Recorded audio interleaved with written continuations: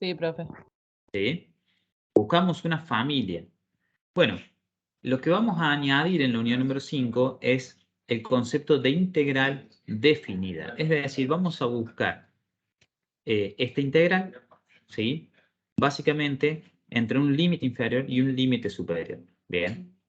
Y básicamente lo vamos a hacer porque es donde comienza a tener un poco más de sentido las aplicaciones económicas de este concepto. Porque básicamente buscar una integral definida se traduce en buscar un área bajo la curva, es decir, bajo la gráfica de la función con la cual estamos trabajando. Y a partir de ahí uno puede hacer algunas aplicaciones económicas que les nombro ahora, como para que ya la vayamos conociendo al menos de nombre, que se refiere a excedente del productor o excedente del consumidor. Bien. Voy a compartir pantalla para... me tenés que habilitar, Mati. Un segundito que hay el profe Matías, que fue el que creó la reunión, me habilita para compartir pantalla. Les voy a compartir pantalla con el PowerPoint que le subimos ayer a la solapa materiales. Bien, que lo tienen ahí para si lo quieren ir siguiendo y que básicamente es el material que reemplaza el video de esta primera parte de la unidad porque hubo algunos cambios respecto del contenido. ¿Sí? Vale. ¿Se me escucha bien, chicos? ¿Estamos bien? Por ahora sí, profe. Bárbaro. Bueno, vamos a ver compartir ahí y voy a hacer algo por las dudas. Voy a apagar mi cámara para ver si el consumo de datos baja y seguimos con buena señal. Bueno. No. Entonces, básicamente, como les comentaba, la unidad número 5 es integrales definidas y las aplicaciones económicas. ¿Bien? Bueno, como siempre tenemos algunos objetivos en cada unidad que tienen que ver con qué vamos a buscar, digamos, hacer en lo que es la unidad número 5, ¿no? Obviamente, estamos incorporando un concepto nuevo, integral definida, y este concepto lo vamos a tratar de ver a través de otra definición, ¿sí? Que son las sumas de Riemann, que ahora vamos a ver de qué se trata, ¿sí? También esta unidad tiene un contenido teórico muy importante que tiene que ver con un teorema fundamental del cálculo, ¿bien? Entonces, este teorema, que es un contenido teórico muy importante, nos va a servir ¿para qué? Para entender cómo calcular, ¿sí? Integrales definidos, ¿bien? Vamos a ver en esta unidad que las integrales definidas para nosotros van a, cuando uno las calcule, digamos, cuando uno tenga la expresión a resolver, lo que va a estar haciendo en definitiva va a ser encontrar el área bajo una curva, ¿sí? O, y esto muy importante, o entre dos curvas. Es decir, vamos a estar buscando un área bajo una curva o un área entre dos curvas. ¿Cuál les parece que puede hacer la diferencia cuando les planteo esto de un área bajo una curva o el área entre dos curvas?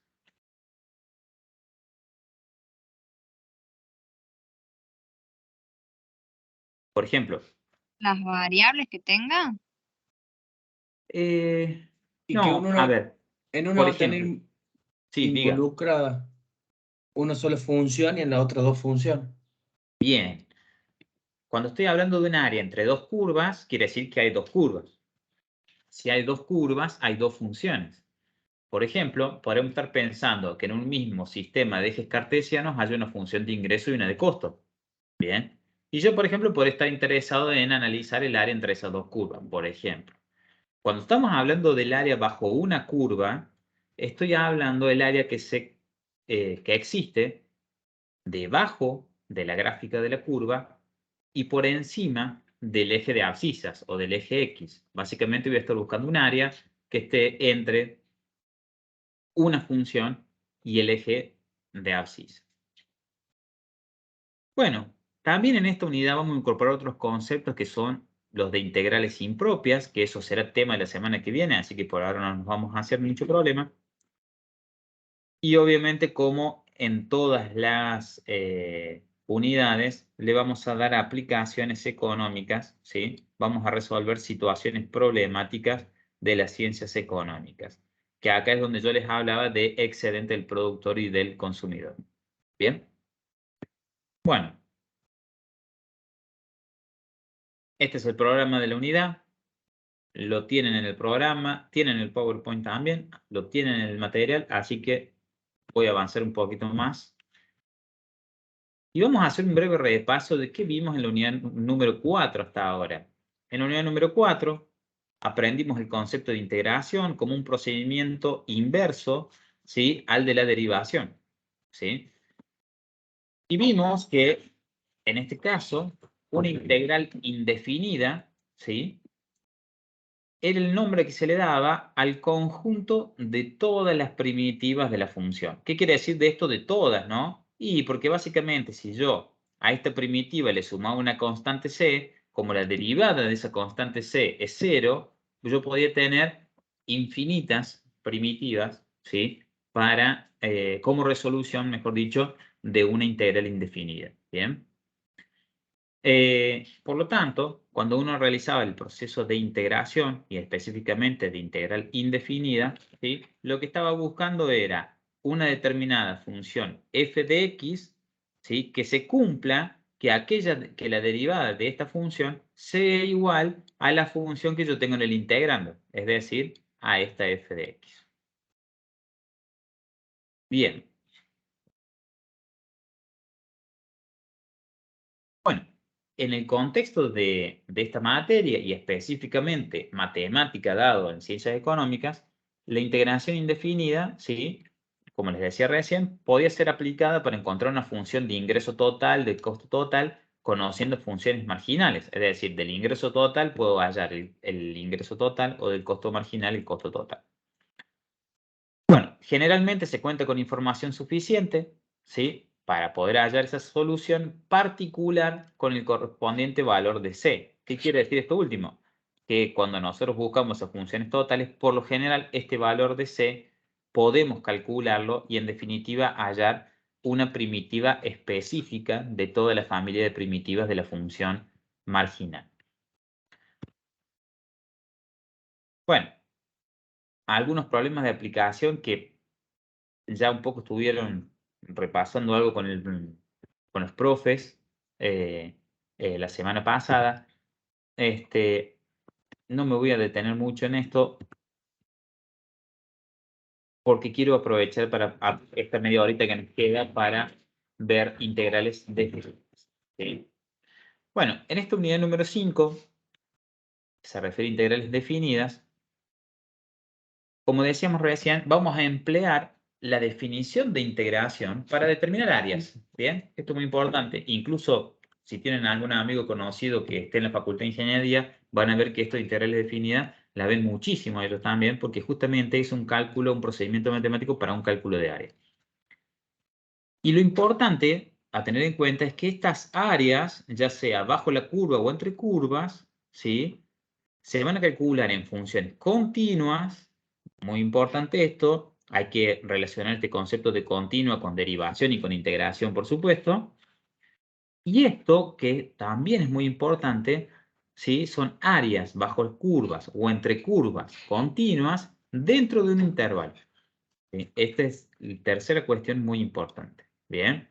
Es decir, que yo voy a estar calculando una integral, ¿sí?, que va a estar definida entre un valor A y B, donde A será el extremo inferior de un intervalo y B el extremo superior de un intervalo. ¿Me siguen hasta ahí? Sí, profe. Sí. Bien.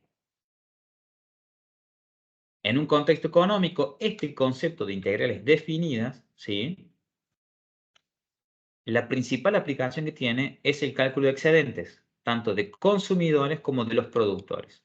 Como estas aplicaciones también van a ser tema de la semana que viene, no me voy a detener mucho acá. La semana que viene Si quieren, ya les adelanto la agenda para que todos lo tengan. El día miércoles vamos a ver el concepto que mencioné recién, que era integrales impropias. El día jueves vamos a ver excedente de consumidor y productor. Y el día viernes, que es el viernes previo al parcial, vamos a tener una clase adicional de consulta, ¿sí? Ya les vamos a comentar bien la hora. La estamos definiendo. Pero el día viernes vamos a tener una clase adicional de consulta. En principio va a ser el horario de la siesta, como fue la del primer parcial, que creo que había sido a las 14 o a las 16, no recuerdo bien. Profe, para que lo Sí. tengan en cuenta, el viernes tenemos un parcial de SIC a la 1:30, no sé a qué hora terminará. Quizá a Bien. las ¿A qué 3 de hora? la tarde ya esté listo. A la Bien. 1:30. 1:30. Pero este es este viernes el parcial de SIC. Creo que usted, profe, hace referencia al viernes 4, ¿no? Al La viernes clase 4, consulta. sí. Sí, el Tenemos viernes parcial de 4. Ay, también microeconomía. tenemos parcial de microeconomía. Ese No viernes. sabemos el horario, es muy probable que sea la siesta. El viernes 4. Sí. Bien. Bueno, cuando apenas sepan el horario, bueno, creo que me pueden contactar por Teams o lo pueden poner en el muro del equipo. Así Bueno. nosotros lo tomamos en cuenta y definimos el horario de la consulta del viernes 4 en un horario que les quede cómodo a ustedes. Perfecto. Seguro que el día lunes ya lo vamos a estar sabiendo, porque tenemos clase con la profe Lorena Ricotto. Ujú. Perfecto. Así que ahí les avisamos enseguida. Perfecto, me mandan un mensajito por Teams y ahí definimos con la profe Sonia Curti, que seguramente seamos los dos que vamos a dar la consulta, el horario que les quede más cómodo a ustedes, ¿sí? Perfecto, gracias, profe. Gracias, Espera. profe. Bueno, siguiendo con este concepto de integral definida y aplicándolo al contexto económico que estudiamos en la materia, otra situación que podemos tener, ¿sí?, es calcular el cambio que se produce, por ejemplo, en una función de costo total cuando la empresa incrementa el nivel de producción, ¿sí? Pero esto, que nosotros en Matemática 1 lo hacíamos aproximándolo, por ejemplo, para una unidad adicional a través de la derivación, ¿sí?, evaluando la función marginal en el valor sin incrementar, se puede hacer con este concepto nuevo que vamos a aprender mediante el área bajo la curva que representa la función de costo marginal. Bien. O sea, ustedes fíjense y vayan relacionando que algunas aplicaciones y algunas herramientas que nos brinda la derivación de Matemática 1 obviamente tienen su reflejo en su operación inversa, que sería la integral, ¿no? Solo que se abordan de manera distinta. Vamos a ver un ejemplito ahí tomando una función de costo marginal como la que ven en pantalla. Fíjense que esa sería la representación de la función de costo marginal. Y lo que vamos a ver ahora es que el área sombreada bajo la función de costo marginal determina el costo acumulado de producir de 4 a 10 unidades. A ver, vamos a ver qué quiere decir esto. Esta área sombreada que acaba de aparecer en pantalla, ¿sí?, si ustedes se fijan, es un área que va desde 4, ¿sí?, hasta 10, ¿sí?, y hasta la curva, ¿sí? Si ustedes se fijan, esta área tendría como 4 límites o 4 bordes, por decirlo de alguna manera, ¿sí?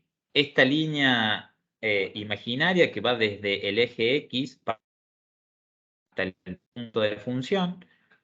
Esta línea también que une desde el eje X a la altura de 10 hasta la función, la gráfica de la función y el eje X.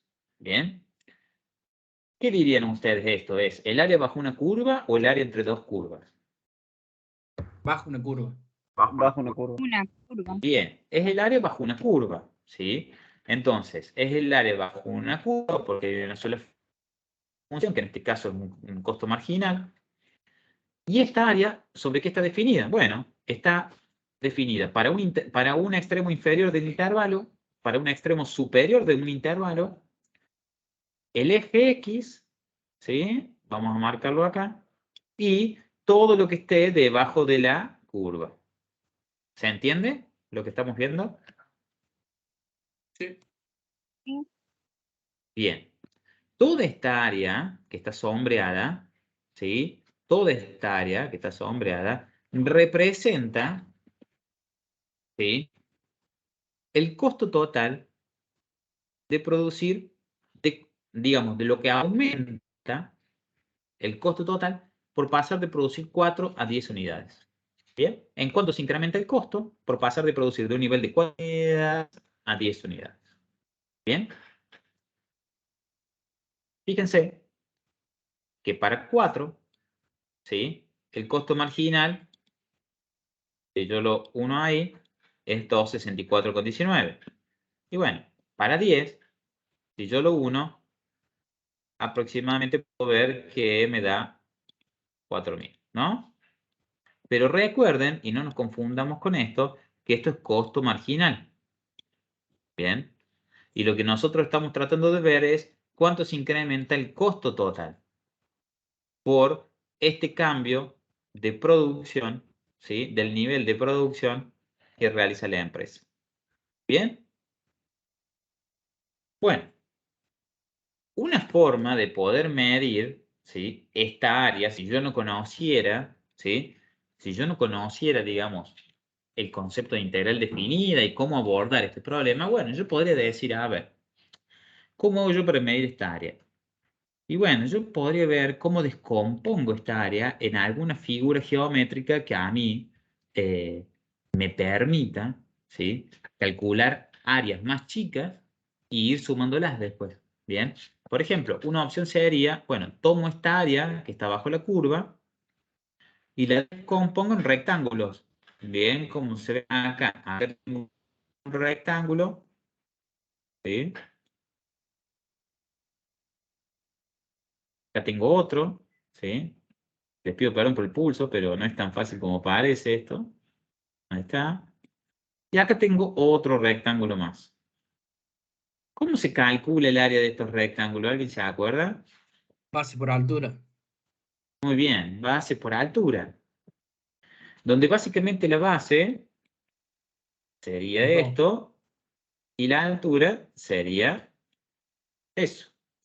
Como dijo el compañero, fíjense, la base del primer rectángulo empieza en 4 y termina en 6. ¿Cuánto es la base? ¿Qué 2. Tenemos distancia hay ahí? 4, 2. 2. Digamos, si yo veo la base de este rectángulo se incrementa desde 4 hasta 6. O sea que la base es 2.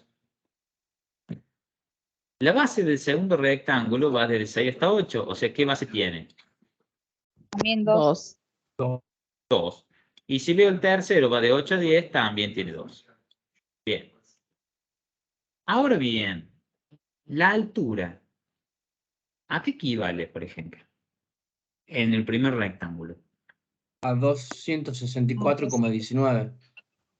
Bien, si yo veo la altura de cada rectángulo, tiene que ver con el incremento de imagen. En el caso del primer rectángulo, como dijo el compañero, ¿sí?, tiene que ver con este valor, 264. Ahora bien, la altura del segundo rectángulo, si yo me voy hasta el punto donde el rectángulo toca la función, y aproximadamente está por acá, ¿no? Entonces uno podría pensar que la altura del segundo rectángulo es 1000. Y en el caso del tercero, uno podría pensar que es 2000. Bien. En este caso está dividido en 3 rectángulos de base 2 y ya no me queda más espacio para meter otro rectángulo más porque ya agoté todo mi intervalo desde 4 a 10. De 4 a 10 me entraron 3 rectángulos de base 2. Entonces el primer rectángulo, por ejemplo, ¿sí?, va a ser igual a... perdón. 528,38 el área. Bien, perfecto. Va a ser a 2 multiplicado por el valor de la altura, que es este valor de imagen. ¿Sí? Entonces, ¿sí?, el área, como dijo el compañero, del rectángulo 1 es 528,38. Después yo podría sacar el área del rectángulo 2 y el área del rectángulo 3. Que podría simbolizar los A sub 3, A sub 2, A sub 1. ¿Bien? Acá sería 2000, si suponemos que la altura es 1000, ¿no? Y 2 4. por 1000. Y 3 sería 2 por 2000, me daría 4000. ¿Estamos de acuerdo o no? Sí. Sí.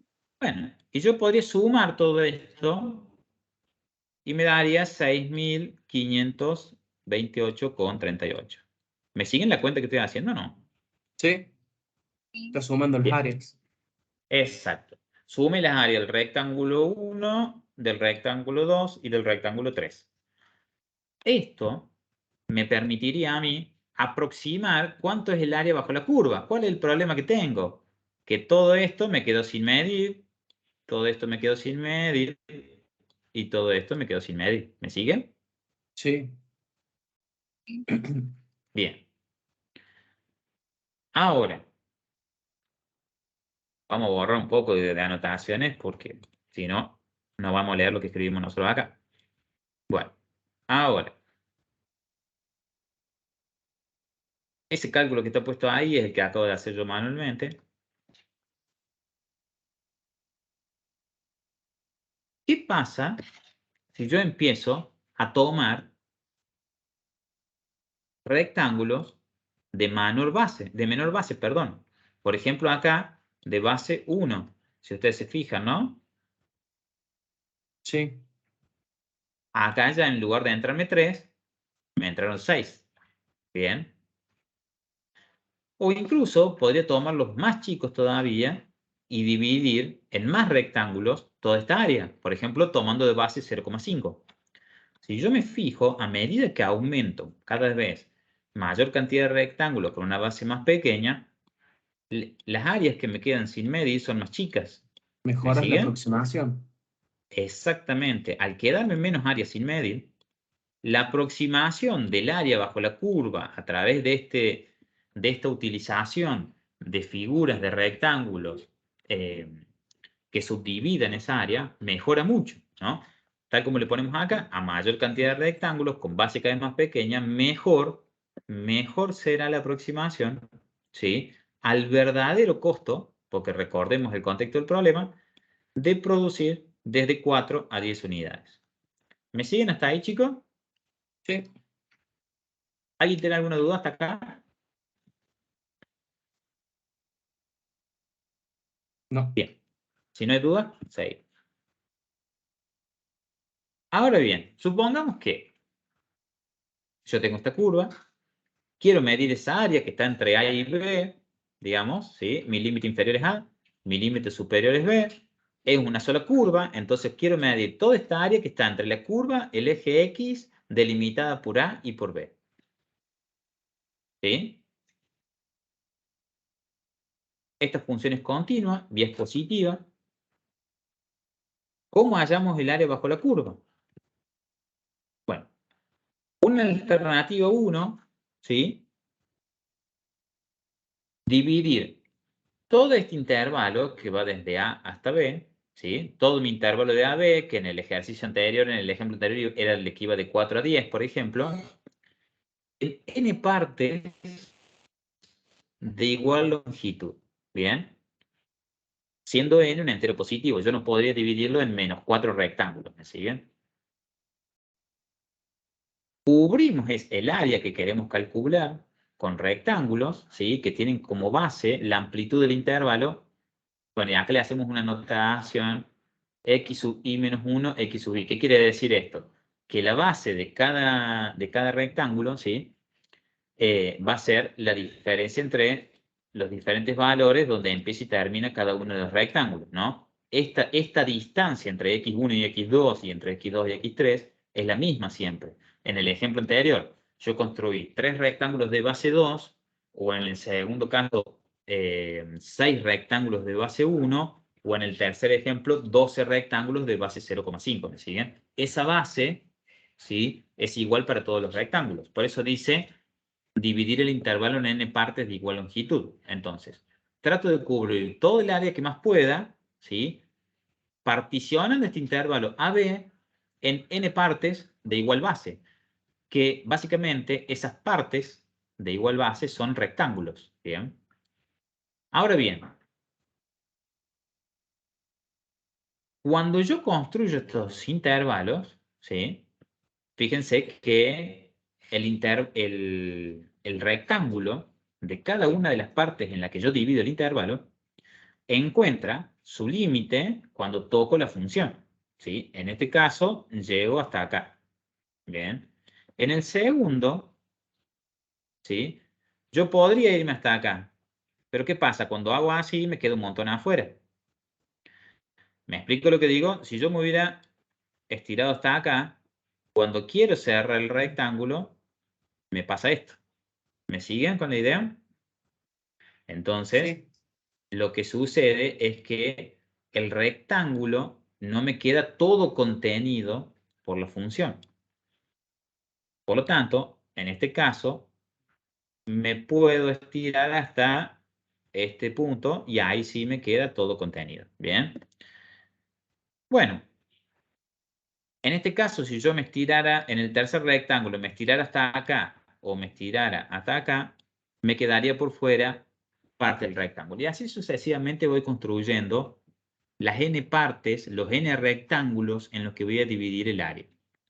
Como pueden ver, en este caso también me queda parte del área bajo la función sin medir. Bien, porque lo que estamos haciendo básicamente es una aproximación y no el cálculo real de esta área. Bueno, como les decía recién, cada rectángulo tiene como altura, ¿sí? El menor valor de ordenada que toma la función en ese intervalo. En este intervalo, por ejemplo, x sub 2 x sub 1, x sub 2, ¿sí? El menor valor de ordenada se da acá, en x sub 2.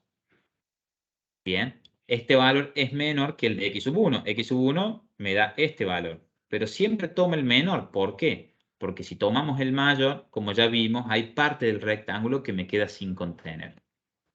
Profe, Sí, ¿qué pasa si tomamos el mayor, le calculamos el área, y después tomamos el menor, le calculas el área y lo resta? bueno, ahí vos tendrías. Justo ahí puse un título para este cálculo que se llama, que es un cálculo realizado por rectángulos, ¿sí? Contenidos o inscritos. ¿Qué quiere decir esto? Que ninguna parte de los rectángulos, ningún área de los rectángulos queda por fuera de la función. Otra forma de calcularlo es como decís vos. Tomo con la mayor ordenada del intervalo y en ese caso yo voy a trabajar con rectángulos continentes, que se dice. Es decir, sobrepasan la función. Si hiciéramos los dos cálculos y los restamos, si lo pudiéramos hacer ahora gráficamente y lo superpusiéramos y restáramos eso, lo que verías vos es que de aplicar los dos y restarlos, en definitiva te quedaría la misma área sin medir. ¿Bien? Digamos, ¿por qué? Porque en el ejemplo que estoy dando ahora, hacemos una aproximación por defecto, mientras que en la otro tipo de cálculo, que es de continente, se hace una aproximación por exceso. Ahora, lo que calculas por exceso en una es lo mismo que calculas por defecto en otra. Y en definitiva, el área que te queda sin incluir termina siendo la misma si realizas la resta. ¿Sí? Claro. Ahora bien, esta aproximación a través de rectángulos, así como está planteada en el gráfico, no nos resuelve el problema porque todas esas partes blancas que yo marque quedan sin calcular. ¿Qué se les ocurre a ustedes, ¿sí? Que podríamos estar haciendo para resolver esta situación? Achicar el tamaño del rectángulo. Podríamos La achicar el altura rectángulo, ¿sí? ¿Cómo? Perdón. que del menor valor, que es donde tomamos como que corta el rectángulo, sacamos la Sí. derivada, entonces sabemos un poquito más cómo va a ser. Voy a decir de calcular la derivada acá. Por ejemplo, Ahí donde está marcando. algo así. No sé si por ahí recordemos igual que nosotros acá estamos trabajando con una función marginal a la cual, si lo que estamos tratando de hacer es calcular el área, estamos calculando una integral definida y en definitiva estamos buscando la primitiva, ¿no? Si yo volviera a calcular la derivada acá, estaría calculando la derivada de una función f de x que ya es una derivada, o sea que en definitiva estaría haciendo el cálculo de una función derivada segunda. ¿Me explico con lo que digo o no? Nosotros Sí, estamos pasando de funciones marginales a funciones totales. Esa es la idea. Pero bueno, yo le voy a presentar ahora una alternativa 2 para poder resolver este cálculo de área. Una alternativa 2 sería la que dijo el compañero. Divido en n partes iguales, pero que en este caso tome el mayor valor de ordenada. Bien. Y en este caso voy a hablar de rectángulos continentes, que es lo que les decía yo hace un ratito cuando hablamos. Bien. Entonces uno termina aproximando el área por defecto. Es decir, voy a calcular un área más grande que la que realmente tengo. ¿Se entiende la diferencia? Acá calculo un área más grande y acá y en la anterior calculo un área más chica.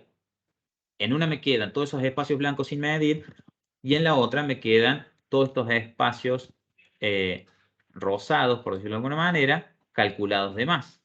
¿Se entiende la diferencia entre una alternativa y otra? Sí. Bien.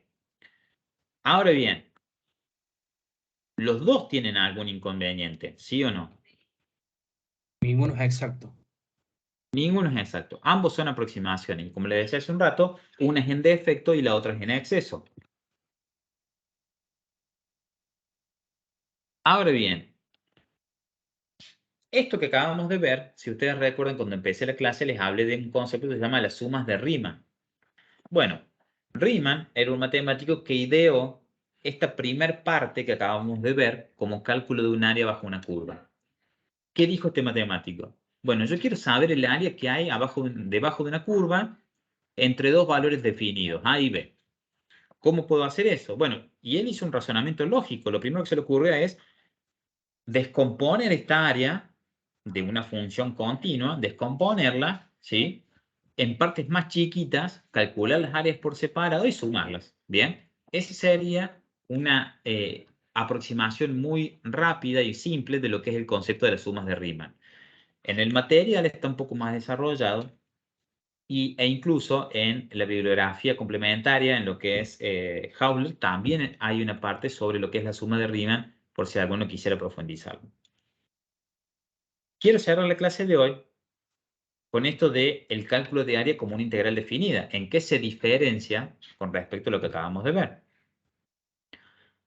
Si yo ahora empiezo a tomar una mayor cantidad de rectángulos, como veíamos hace un rato, dijimos que la aproximación mejoraba, ¿no? En el ejemplo anterior veíamos primero 3 rectángulos de base 2, 6 rectángulos de base 1, 12 rectángulos de base 0,5.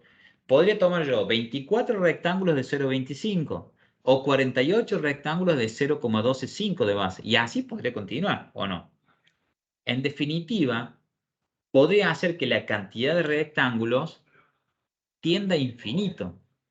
O mejor dicho, ya que n representa la cantidad de rectángulos en la que yo particiono el área, podría hacer que n tienda a infinito.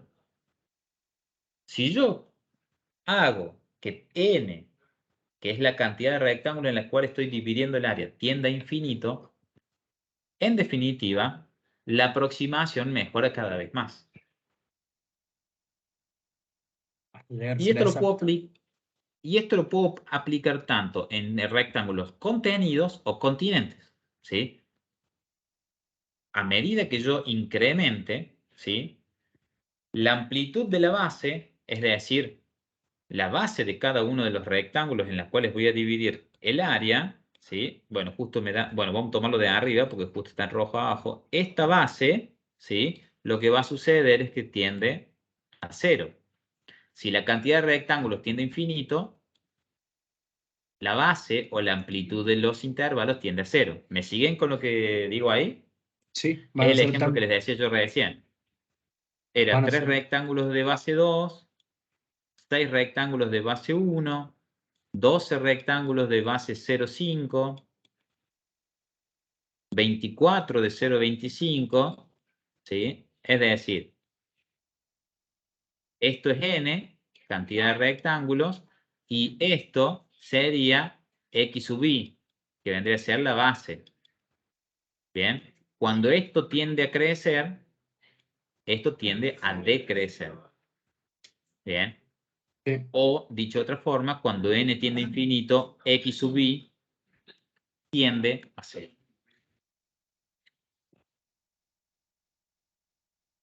Entonces, esta área bajo la curva, ¿sí?, la podríamos calcular como un límite.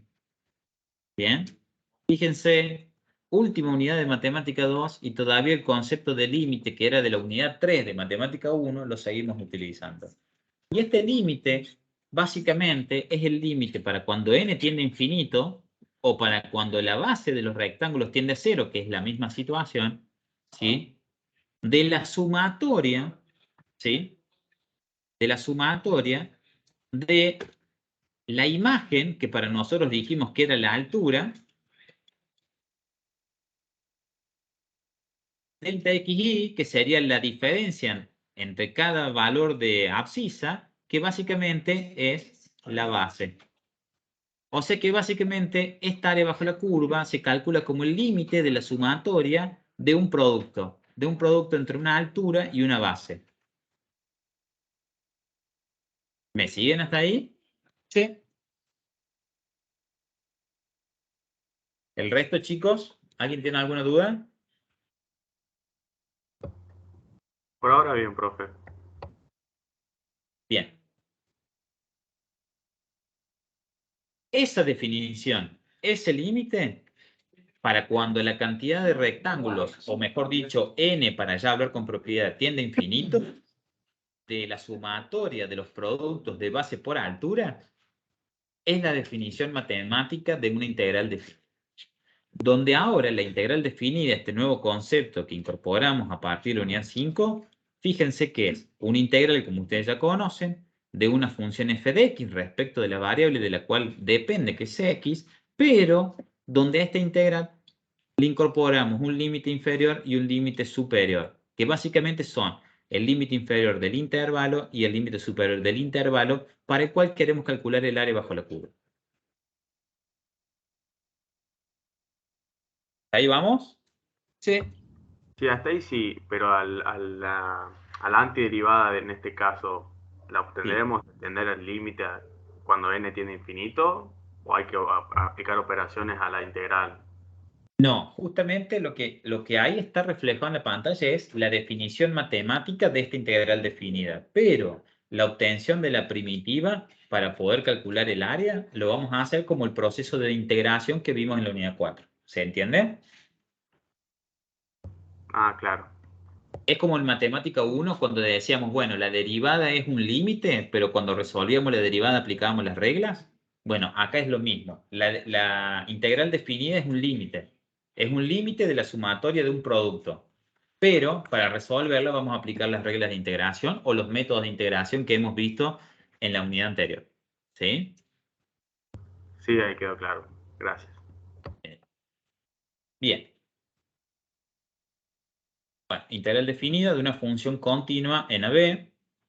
Bueno, y esta suma que vemos acá, que básicamente es la suma de el producto de base por altura de los infinitos rectángulos en los que voy a dividir el área, es lo que se denomina como las sumas de Riemann, que es lo que les decía hace unos minutos atrás.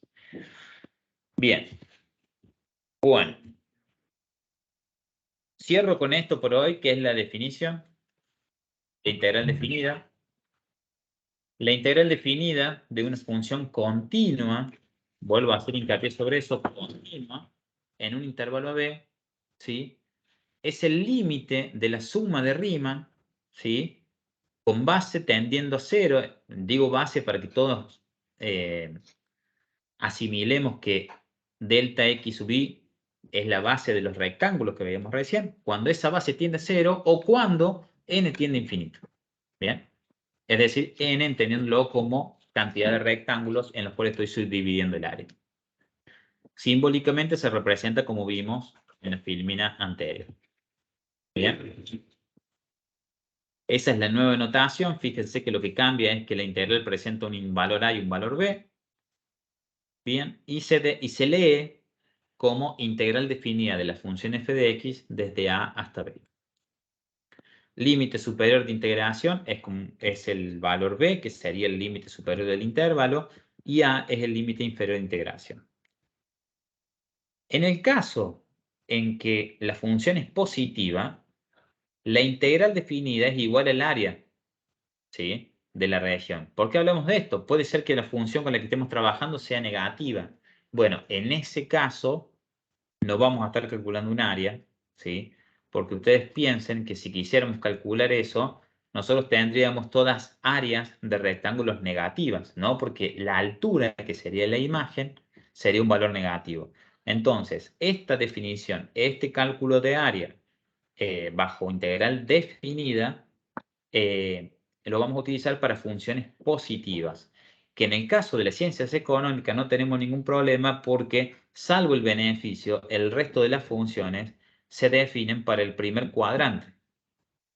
Valor de x positivo, valor de y positivo. ¿Bien? Sí. Bueno, hay muchos casos en los que la integral no representa el área de una región, ya que si la función es negativa para algunos valores de x, la integral definida puede ser negativo o cero, y no tendría sentido que nosotros digamos que un área es negativo. Bien, por ejemplo, Sí, en la claro. función beneficio, que puede asumir valores negativos, si calculáramos una integral definida del beneficio para un intervalo, donde en ese intervalo asume valores negativos, no podríamos estar hablando de que calculamos un área, porque nos daría un valor negativo, y un área negativa es ilógico pensarlo, ¿sí? ¿Se puede tomar en valor absoluto? Y en realidad, si vos tomaras en valor absoluto, tendrías ahí un problema, que estarías como anulando, digamos, el valor de área que tiene la parte donde la función es negativa. Yo lo que recomendaría, en ese caso, si quisiéramos calcular un área de una función beneficio, es tomar un intervalo del dominio donde la función sea positiva en todo ese intervalo. Por ejemplo, Claro. si la función es positiva entre 4 y 10, calcular el beneficio que tiene la empresa por incrementar su producción de 4 a 10 unidades. Bien. Claro. Sí, sí. Sería como una mejor, porque por ahí tomar el valor absoluto es como que estaremos haciendo un artilugio matemático que no representaría en realidad lo que estamos buscando, que es el área, ¿no? Sí, sí. Bien. Bueno. Mañana vamos a ver esto, que es el teorema fundamental del cálculo. Si quieren leerlo para mañana, sería buenísimo, porque a lo mejor nos ahorramos un tiempo y pueden plantear algunas dudas, ¿eh? Pero corto acá, porque este tema ya requiere estar con todas las luces, y ustedes ya vienen de 2 horas de clase y hasta me he excedido un poco, así que más vale lo dejamos para mañana. Bueno, chicos, espero haber sido claro con esta primera introducción de la unidad número 5. Mañana, como les decía, vamos a estar viendo lo que es el teorema fundamental de cálculo, que es la gran parte teórica de esta unidad, para después también pasar a una parte práctica donde va a estar la profe Ivana. ¿Eh? Bueno. Profe, Sí, ¿se sabe más o menos cuándo van a estar las notas de matrices? sí, entre hoy y mañana. Perfecto. ¿Eh? Muchas Así que ya les gracias. vamos a estar avisando. Genial. Muchas gracias, ¿Eh? profesor. Por nada, Hasta chicos. hasta Bueno, mañana. que descansen y nos vemos mañana a las 4. Gracias, profe. Bueno, hasta luego. Gracias, profe. Hasta mañana. Hasta luego. Chao, chao.